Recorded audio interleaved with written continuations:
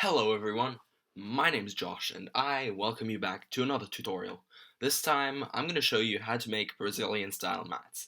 If you don't know what Brazilian style mats are, here are a few examples of what they are. They're from, some intros are from Braz and just some examples from my channel.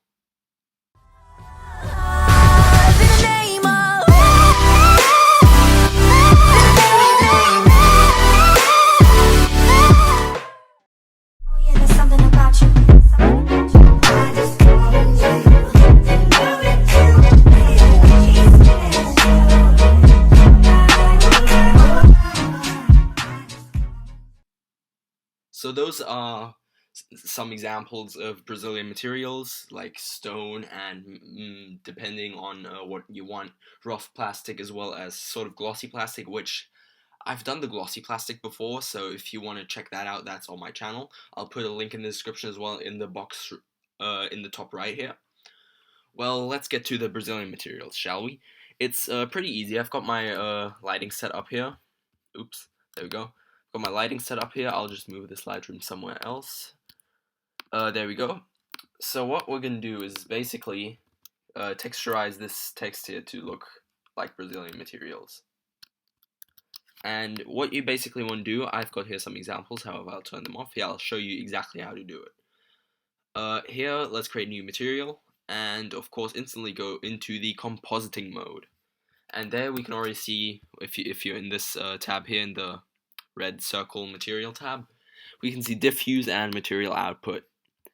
And that, of course, that's just a normal basic material.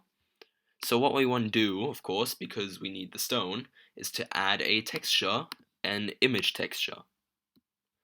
And basically, let's just open that, and let's find a stone here, smooth stone. Now, this looks like nothing right now. Oh, well, it does look like something, but it looks ugly, as anything, in my opinion. So what you want to do is add a mix shader, as well as another diffuse right here. If you don't know how to make another diffuse, it's either add shader, diffuse BSDF, if I can actually find it here, diffuse BSDF, or you can just click on this one and command Shift D duplicate it. So first off we're of course going to change this color to kind of a little darker gray, and move this FAC a little over to the left, to the right. Sorry. What am I saying? To the left. Oh god, I'm in different places right now, as you can probably tell, and that's already like partially stone material. However, it's still missing. Should we call it a bump map? Let's just call it a bump map. So what you want to do is duplicate the image texture and put that into displacement, and add a converter, a math converter, and change the add to multiply. And then you want to change the value to 0.09, otherwise it's just going to be way too rough.